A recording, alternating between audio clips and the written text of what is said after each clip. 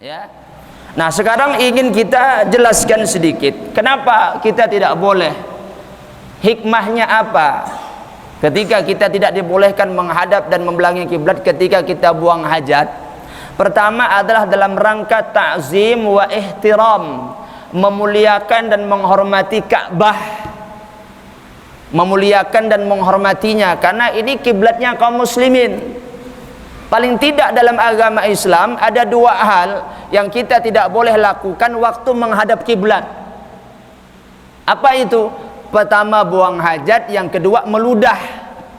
Nah, meludah pun juga tidak boleh menghadap ke arah kiblat. Itu tidak boleh itu. Ya.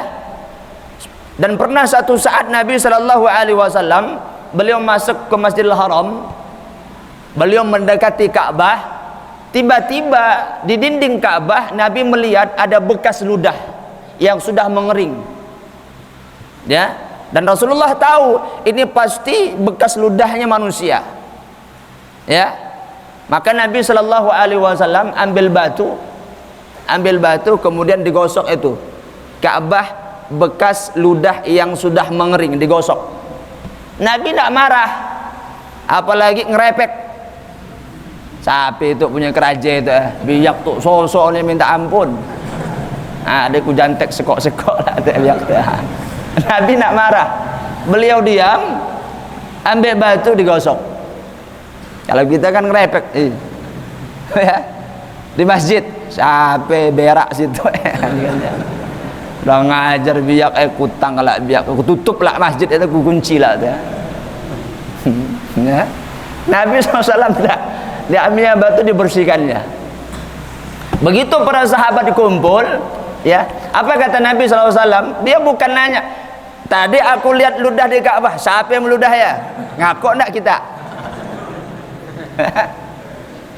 Ya, kalau kira-kira kayak gitu, kita lihat entah kotoran apa di masjid, ada jamaah datang, nah, mungkin kita panggil gitu, tanya, jamaah, siapa tadi yang merasa berak di situ?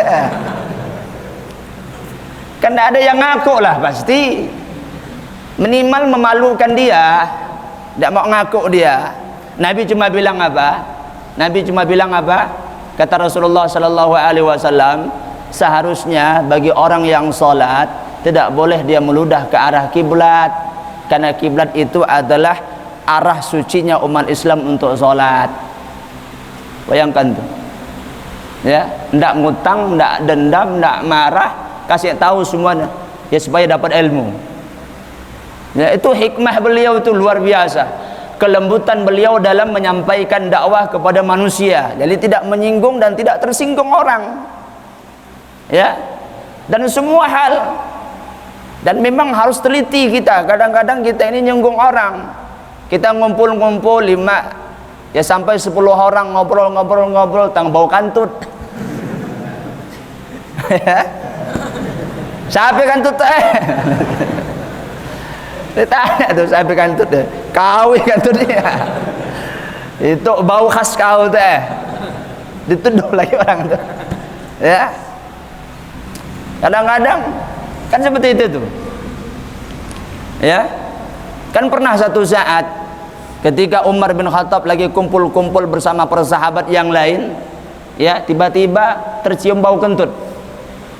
Pernah juga terjadi di zaman sahabat itu, pernah terjadi kumpul-kumpul tahu bau kantut.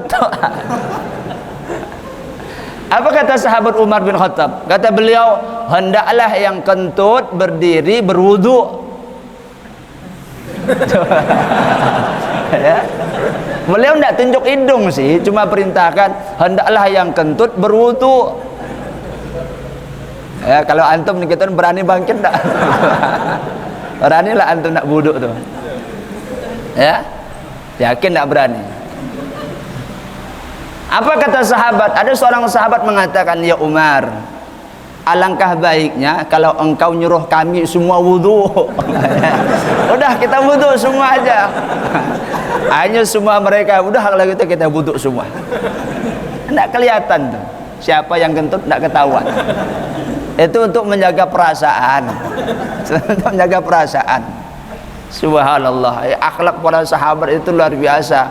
teliti dalam masalah kentut pun teliti.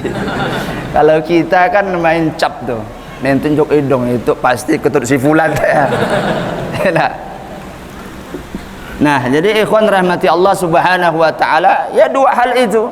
Tidak boleh kita melakukan sesuatu ketika menghadap ke arah kiblat, buang air dan juga meludah. Ya. Sebagian ulama mengatakan ini juga di antara adabnya yaitu menjolorkan kaki ke arah kiblat. Tapi Allah alam, saya tidak mendapatkan hadis khusus tentang masalah itu. Tapi yang berkaitan dengan adab tentu lebih baik dihindari. Ya, Allahu alam. Tapi kalau misalnya ada pun juga tidak masalah, karena tidak ada pelarangan khusus tentang masalah itu. Itu hanya sebagian anjuran dari kalangan para ulama. Ya. Kemudian ikhwan, apa hikmah yang lain? Karena kiblat ini tentu yang dimaksudkan adalah Ka'bah. Ka'bah itu apa? Ka'bah ini adalah merupakan rumah sucinya Allah Subhanahu wa taala, rumah Allah. Rumah yang pertama sekali dibangun yang disandarkan kepada Allah yang disebut dengan Baitullah adalah Ka'bah. Yang lebih dahsyat lagi, Ka'bah itu ya, Ka'bah itu di atasnya ada Baitul Ma'mur, dan ini disebutkan oleh Nabi sallallahu alaihi wasallam. Jadi Baitul Ma'mur itu setantang dengan Ka'bah. Di atas Baitul Ma'mur, yang di bawahnya itu Ka'bah. Nah, satu garis ke atas. Baitul Ma'mur itu sebuah tempat, sebuah bangunan yang berada di langit yang keempat. Dia berada pada langit yang keempat, Baitul Ma'mur. Apa yang dimaksudkan dengan Baitul Ma'mur? Bait itu rumah, Ma'mur itu yang dimakmurkan, yang diramaikan. Siapa yang meramaikan Baitul Ma'mur? Malaikat. Ya, bahkan disebutkan dalam sebuah riwayat bahwasanya malaikat masuk ke dalam Baitul Ma'mur dalam satu hari 70.000 yang masuk itu tidak bakal keluar, tiap hari masuk. Dan mereka beribadah, bertasbih, berzikir kepada Allah Subhanahu wa taala di sana. Ya, itu. Sebagian riwayat menyebutkan 70.000 daripada malaikat ini berasal daripada keringatnya Jibril alaihissalam. Jadi ketika Jibril alaihissalam mengepakkan sayapnya, maka keluarlah keringat sebanyak 70.000, dan dari 70.000 keringat itu Allah ciptakan malaikat untuk masuk ke dalam Baitul Ma'mur. Ya, dan kita tidak bisa bayangkan bagaimana dahsyatnya, bagaimana besarnya, bagaimana indahnya kondisi pada saat itu. Ya, di langit yang keempat di Baitul Ma'mur. Kemudian ikhwan rahmati Allah Subhanahu wa taala, isyarat yang lain kenapa kita tidak boleh menghadap dan membelakangi kiblat ketika kita buang hajat, karena Mekah itu berada, Ka'bah itu berada di Mekah. Dan secara umum Mekah ini adalah kota yang diberkahi oleh Allah Subhanahu wa taala. Mekah adalah kota yang diberkahi oleh Allah dan penuh dengan keberkahan. Dan sumber Islam pertama sekali muncul di situ, yaitu di Mekah. Dan nanti juga akan kembali ke situ. Makanya Islam ini harus kita kembalikan ke sana. Bukan ke India, bukan ke Bangladesh, bukan ke Pakistan. Kemana? Ke Mekah. Karena ini kota diberkahi oleh Allah dan kota paling suci. Paling suci dibandingkan dengan Madinah, paling suci dibandingkan dengan Palestina ataupun Baitul Maqdis. Dia kota yang paling suci. Dan kota ini dijaga oleh Allah Subhanahu wa taala daripada fitnah. Termasuk fitnah Dajjal. Makanya Dajjal tidak bisa masuk dalam kota itu. Ya, ketika Dajjal tidak bisa masuk untuk menyebarkan fitnahnya, maka kota ini terus dijaga oleh Allah Subhanahu wa taala sepanjang zaman dari hal-hal yang buruk. Makanya kota Mekah ataupun kota Madinah itu satu-satunya kota Islam, negara kaum muslimin yang jauh dari campur baur, jauh dari campuran-campuran akidah dan budaya dan adat istiadat orang-orang kafir. Coba kita lihat negara mana yang bersih, negara mana yang tidak campur ya dengan budaya dan akidah dari orang-orang kafir, kecuali Mekah dan kota Madinah. Ya, tahun baru lihat tuh, ada tahun baru mainkan marcu mereka. Sudah ada. Ada kena kajar. Ya, coba-cobalah antum umroh. Bawa marju.